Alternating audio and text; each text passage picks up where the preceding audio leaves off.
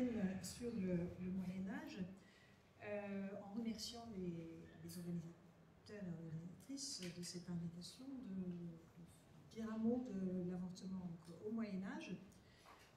Je vais aborder le sujet un peu dans le même esprit que Jean-Baptiste, dans la mesure où je vais aussi croiser les discours, donc à la fois le discours juridique, le discours théologique, médical, et dans le droit, je vais distinguer entre le droit ecclésiastique et le droit romain. Pour peut-être un peu nuancer l'image qu'on a souvent du Moyen-Âge comme une période très monolithique, hein, qu'on va voir qu'il y a beaucoup de discours différents qui vont parfois se croiser, parfois se renforcer, mais aussi parfois s'opposer. Avant d'entrer dans le vif du sujet, donc un mot sur qu'est-ce qu'un fœtus, qu'est-ce qu'un embryon. Ce sont des termes qui sont utilisés de manière à peu près échangeable. Bon, Jean-Baptiste en a déjà un petit peu parlé. On reste dans la continuité du savoir antique, qui passe également par la civilisation arabe.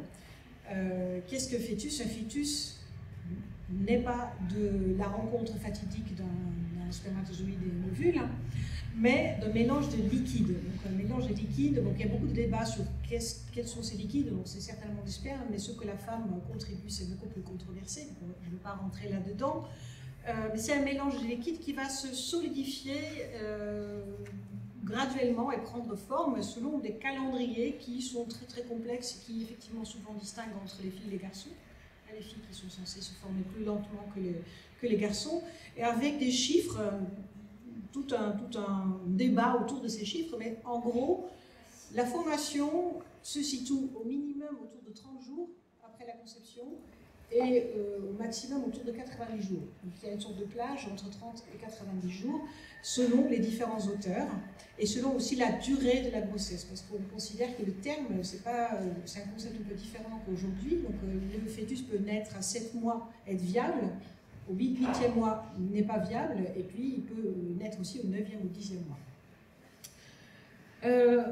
Remarque sur le mot aborsus, donc c'est aussi un peu dans la lignée de ce que Jean-Baptiste a tout à l'heure dit. Donc aborsus, c'est un terme très ambigu qui pose un gros problème pour les historiens, parce que c'est pas toujours évident. Qu'est-ce que ça veut dire? Est-ce que ça veut dire fausse couche? Est-ce que ça veut dire avortement? Est-ce que ça veut aussi dire fausse couche causée par la violence d'un tiers? Donc tous ces mots-là, ou est-ce que c'est l'expulsion d'un fœtus qui est déjà mort à l'intérieur du ventre de la femme? Donc là, l'historien ou l'historienne doit être extrêmement prudent. Eh bien, souvent, et parfois c'est pas décidable, hein, parfois on bloque sur ce que ce mot veut dire. Donc c'était la première remarque. Là, une représentation de ce processus de solidification. Donc c'est une image tardive, donc c'est une image pour un médiéviste. C'est une image du XVIe siècle qui est très souvent utilisée par les historiens médiévistes, mais il faut bien avoir en tête que le Moyen-Âge n'a pas produit ce genre d'image qui représente ce processus de solidification, donc que j'ai mis ensemble ici, mais dans le livre, ce sont des gravures séparées sur les pages, mais ici, c'est une compilation, où on voit petit à petit apparaître la forme humaine. Au Moyen-Âge, on trouve d'autres types d'images, ce sont plutôt des images obstétricales, donc on voit l'utérus avec un petit homoncule dedans, donc c'est une représentation comme une petite adulte, hein. Ces images sont des images pratiques qui servent à représenter des positions difficiles à l'accouchement. Ce n'est pas le processus de l'embryogenèse qui est représenté, mais c'est pour aider à délivrer la femme lorsque la présentation du fœtus est compliquée. Deuxième remarque préliminaire sur cette promotion du christianisme de la procréation et de l'interdiction de l'avortement, que Jean-Baptiste aussi déjà effleuré tout à l'heure. Donc le christianisme, de manière générale, encourage la procréation. Les théologiens, les prédicateurs et les confesseurs rappellent qu'être fécond et prolifique fait partie des commandements bibliques donnés aux premiers parents, donc à Adam et Ève, avant la chute, dans le passage que vous avez ici à l'écran dans le Genèse. C'est une obligation, Dieu les bénit et Dieu leur dit « Soyez féconds, multipliez, remplissez la terre ». Et puis le deuxième passage, c'est la sacralité du mariage, donc l'homme va quitter ses parents pour s'attacher à une femme et ils vont devenir une seule chair.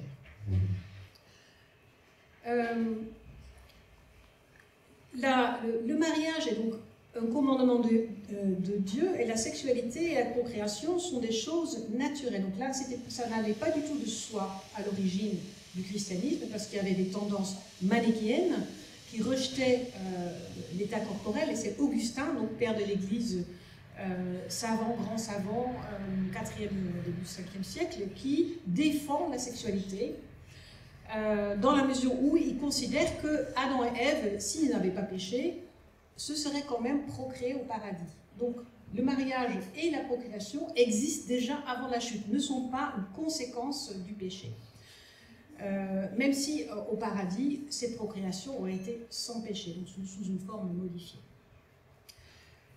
Donc d'un côté, il y a une justification de la procréation.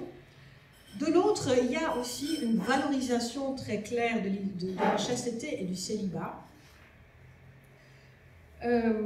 La procréation n'est jamais le seul horizon d'un chrétien ou d'une chrétienne, ni même le meilleur, parce que nous allons tous et toutes ressusciter dans des corps qui seront sexués. Donc les corps, après la fin des temps, seront des corps sexués, mais ces corps seront incorruptibles et ne vont plus engendrer. Donc il y a une distinction entre le paradis, où on se serait procréé, et l'au-delà, où il n'y a plus de procréation.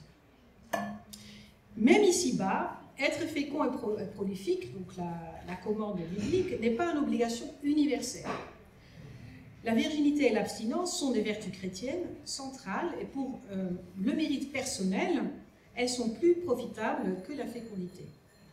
Donc l'idéologie de l'Église repose sur l'idée de la supériorité spirituelle et morale d'une minorité, le groupe de clercs célibataires, et en principe, en théorie, chaste, sur la majorité des fidèles, et le statut social des femmes n'est pas non plus envisagé uniquement à l'aune de leur rôle dans le cycle de la génération, dans la mesure où elles peuvent se faire vierges consacrées.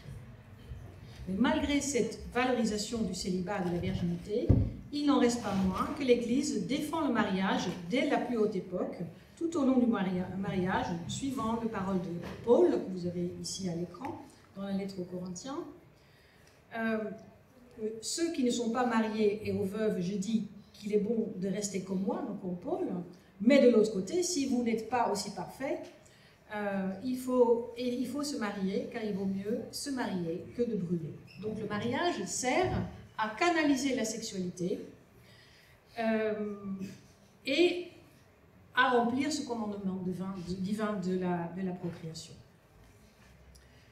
Donc voilà pour ce discours ecclésiastique dont il ne faut pas imaginer non plus que l'Église soit omniprésente, omnisciente et serait en capacité de contrôler jusqu'au ventre des femmes. Donc c'est un discours avant tout, donc il faut toujours se demander ensuite quels sont les moyens de mettre en œuvre ce discours. La doctrine ecclésiastique n'a jamais été univoque, et on ne saurait sous-estimer les capacités de résistance des laïcs aux injonctions cléricales. Donc l'une de ces résistances, c'est l'avortement. Il est difficile de mesurer la réalité de ces pratiques, c'est à cause des sources, donc c'est très très difficile d'en avoir une bonne idée. En tout cas, ces pratiques ont généré une réglementation très riche dans la théologie et dans le droit de l'Église, le droit canon. L'avortement est toujours interdit, toujours considéré comme un péché très grave. Donc c'est un péché qui participe à une protection plus générale aussi de l'enfant.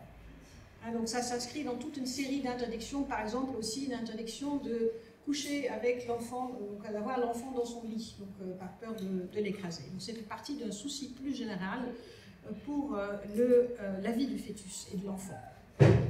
Mais c'est un péché, donc il faut faire pénitence, il faut se confesser et faire pénitence. Ça ne veut pas dire que l'Église a toujours considéré l'avortement comme un crime. Donc il faut bien faire une distinction entre un discours judiciaire juridique d'un côté et un discours moral de l'autre.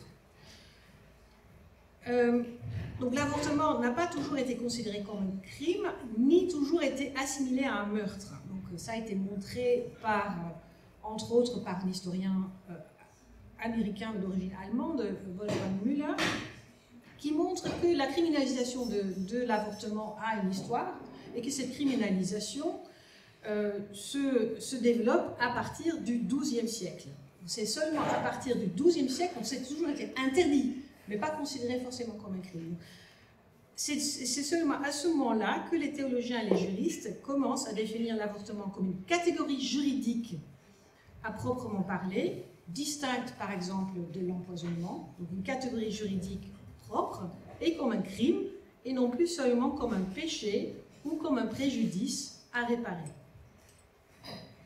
La qualification de l'avortement comme meurtre, assimilé au meurtre, s'accompagne de la distinction d'une limite.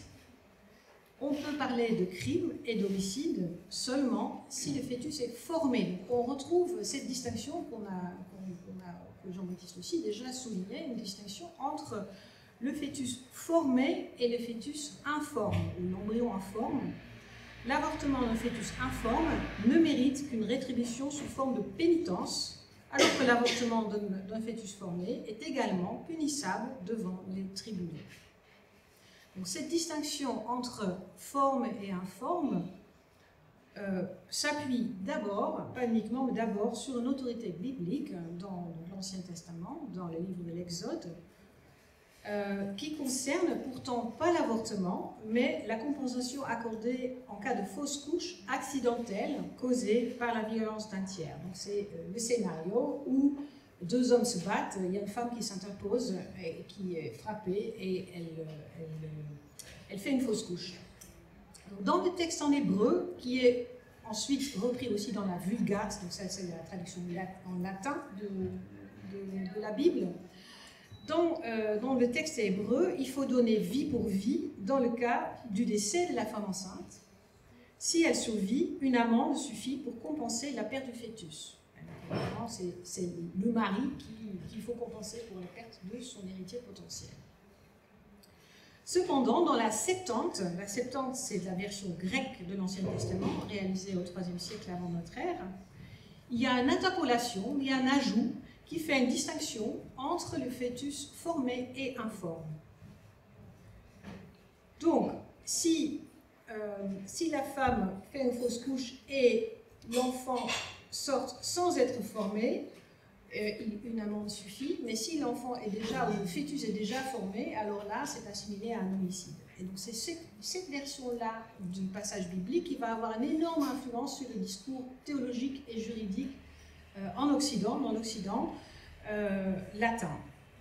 Ne serait-ce que parce que ça confirme, ça converge avec le discours philosophique sur l'embryogenèse et l'idée que l'âme est infusée par Dieu au moment où le fœtus est formé. Donc, le consensus, il y a beaucoup de débats autour de ce point-là entre les théologiens et les philosophes au Moyen-Âge, mais le consensus qui s'établit au XIIe siècle, c'est que Dieu infuse tous les jours de chaque fois qu'il y a un enfant qui est conçu, un fœtus qui est conçu, Dieu va infuser l'âme, mais pas au moment de la conception, seulement au moment où l'embryon est parfaitement formé. Donc il y a une convergence entre le discours biblique, théologique, juridique et philosophique autour de cette distinction vitale entre ce qui est formé et ce qui n'est pas formé. Donc il y a une coïncidence entre la présence de l'âme et la présence de la forme et une convergence entre les normes religieuses et les théories embryologiques. Puis l'avortement thérapeutique, que faire en cas de danger pour la femme enceinte? C'est un cas limite qui va être beaucoup discuté par les théologiens et les juristes. La position commune est de dire que cette distinction s'applique même si seule l'expulsion du fœtus permet de sauver la vie de la mère. Par exemple, s'il est trop jeune pour accoucher dans de bonnes conditions. On autorise cette procédure à la limite au début de la grossesse. Donc on peut, quand quand ce n'est pas encore très avancé, on peut le faire pour sauver la vie de la mère. Mais le message global des théologiens et des juristes vis-à-vis des médecins est de s'abstenir d'avortement sur des fœtus et a fortiori sur des fœtus formés. Qu'en disent les médecins? Donc il y a ce serment d'Hippocrate qui était connu mais seulement indirectement, qu'on trouve parfois cité. Ce n'est pas non plus un texte central, mais il est connu par les médecins. Le discours médical est très ambigu. D'un côté, on a des recettes, toutes sortes de recettes pour de substances qui sont abortives, aussi des descriptions de procédures, l'embryotomie, donc pour plutôt des procédures chirurgicales, qu'on peut trouver dans les sources médiévales. Mais comment les interpréter? Donc, est-ce que, par exemple, cette extraction de fœtus par voie chirurgicale, est-ce que c'est un fœtus mort ou un fœtus vivant? C'est souvent pas dit, on parle d'aborsus ou de partus, et c'est ambigu. Ensuite, il y a toutes ces recettes pour nettoyer l'utérus, pour stimuler le flux menstruel, pour faire revenir les menstrues. Qu'est-ce que ça veut dire? Est-ce que c'était des recettes pour pouvoir avorter? Est-ce que c'était plutôt des recettes pour, au contraire, des recettes pour favoriser la conception? Parce que là, il faut aussi inscrire ces recettes dans le cadre des théories physiologiques médicales médiévales. Donc la menstruation et le flux menstruel est nécessaire pour que la femme puisse concevoir. Donc, ne pas avoir ces règles est considéré comme pathologique. Donc, faire revenir les règles, ça peut vouloir dire différentes choses. Et souvent, c'est très difficile, on n'a pas suffisamment de contexte pour le comprendre. C'était aussi, cette ambiguïté, c'était aussi, comme certains procès de la fin du Moyen-Âge le montrent, c'était aussi une manière de rester dans le flou, à la fois dans le dialogue entre le praticien ou la sage-femme et la femme. J'ai besoin de faire revenir les règles. Qu'est-ce que ça... C'était une sorte de négociation aussi, où l'implicite pouvait servir pour rester dans le flou et quand même avorter. Donc il y a ces textes qui sont difficiles à comprendre. Ensuite, il y a aussi des véritables débats dans les textes médicaux, où les médecins se posent la question, que doit-on faire? Est-ce qu'on a le droit d'aider une femme à avorter? Et là, c'est assez intéressant. Donc, il y en a qui sont très sévères et disent qu'il ne faut surtout pas diffuser ces recettes, il ne faut pas apprendre à d'autres et à fortiori aux femmes les caractéristiques de ces substances abortives. Parfois même dans les manuscrits médiévaux qui comportent ce texte, il y a des effets de censure, qu'on voit qu'on a effacé, ou lorsqu'on a recopié les textes, on a sauté certaines recettes, donc ça on voit cela. Mais il y a aussi des médecins qui revendiquent au moins la nécessité, même la responsabilité, l'obligation pour le médecin de pratiquer des avortements thérapeutiques. Pour sauver la vie de la mère, avec l'idée qu'il faut choisir entre deux mots. Donc il faut choisir entre deux mots, et il est évident qu'il faut, pour ces médecins-là, qu'il faut sauver la vie de la mère et privilégier la vie de la mère sur la vie d'un embryon ou d'un fœtus qui n'est pas achevé, sur lequel on ne sait rien du tout. Et c'est aussi une manière de revendiquer une éthique propre des médecins. Donc ces médecins disent, certes, en droit c'était illégal, mais en tant que médecin, je suis responsable. J'ai une responsabilité vis-à-vis de la vie de la mère. Donc revendication de l'autonomie de la norme médicale. Et les médecins disent aussi explicitement, l'âme, le salut du fœtus, ce n'est pas ce qui m'intéresse, ce n'est pas qui m'importe en tant que médecin, c'est la vie de la mère. Bon, si on maintenant se tourne vers le droit romain, ce droit très savant, hérité de l'Antiquité, commenté dans les universités médiévales, ce qui ne veut pas forcément dire que c'était un droit appliqué, mais en tout cas c'était une sorte de norme, une norme universelle. Donc, ce droit romain se désintéresse également totalement de l'âme et du salut du fœtus, qui est considéré comme pars ventris, donc une partie des entrailles de la mère qui n'a pas de statut propre. qui n'a pas de droit à la vie, qui n'a pas de... mais qui est quand même protégé par le droit, mais par une fiction juridique. Pour protéger, par exemple, le droit d'un enfant posthume, si le père meurt, la femme est enceinte, pour garantir l'héritage, la possibilité d'hériter de cet enfant à naître, on ne dit pas il était dans le ventre et il a un droit à l'héritage, on dit on fait comme si on va attendre l'accouchement. Et c'est seulement au moment de la naissance qu'il devient une personne juridique. Et en attendant, il est protégé comme espoir qui n'est pas encore réalisé. Et donc, c'est une protection des droits de l'enfant par le biais de cette fiction juridique. Mais il y a un déplacement à partir du XIIe siècle avec une naturalisation du droit médiéval où les romanistes commencent où la norme du droit ecclésiastique va infiltrer le droit romain. Et on va avoir là encore une convergence entre le droit romain et le droit canonique autour d'un consensus, ce même consensus sur le fœtus formé. Et on va commencer à théoriser le droit à la vie du fœtus. Enfin, pour terminer, j'ai beaucoup parlé de discours, moins des pratiques judiciaires. Donc, comment cette norme se traduit sur le terrain. Donc, c'est pas forcément, je pense que Laura aura beaucoup plus de choses à dire, elle a aussi des meilleures sources que les médiévistes. Mais les sources qu'on possède, par exemple sous forme de lettres de remission, mais aussi certaines pièces de procès, suggèrent que la pratique judiciaire est moins sévère que la doctrine. Parce que la doctrine, c'est donc avortement, du fœtus formé égale homicide, égale aussi punition de mort. Ça, c'est la norme.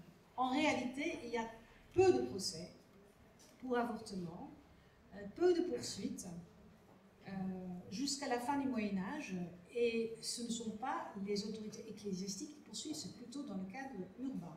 Donc ce sont les autorités civiles des villes qui commencent en Italie à poursuivre les femmes, mais avec une énorme difficulté de la preuve. Donc il y a des procédures qu'il faut suivre, et il est très difficile, s'il n'y a pas d'aveu, très difficile de condamner quelqu'un pour avortement ou un avorteur ou avorteuse s'il n'y a pas d'aveu ni de fœtus qu'on a trouvé. Donc c'est difficile de prouver l'avortement, sauf en cas d'empoisonnement, parce que là on rentre dans une procédure exceptionnelle, même type de procédure exceptionnelle que l'hérésie ou la sorcellerie, donc là c'est plus facile. Mais ça reste quand même peu poursuivi, au moins jusqu'à la fin de la période.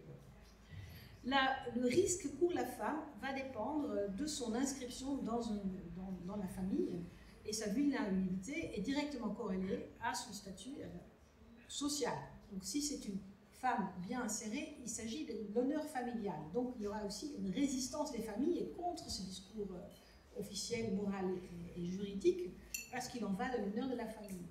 Donc ce sont surtout des femmes isolées qui vont courir davantage de risques de poursuite.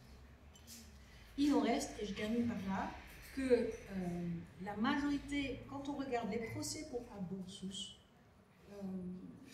dans les sources médiévales, la grande majorité de ces procès ne sont pas des procès d'avortement volontaire, mais ce sont des procès pour féticide, mais ce sont les tiers qui sont accusés pour avoir causé la fausse couche. Et dans ces procès-là, donc ce sont les procès majoritaires, ce sont les femmes enceintes qui ne sont plus, qui sont les plaignantes pour avoir perdu leur grossesse. Merci.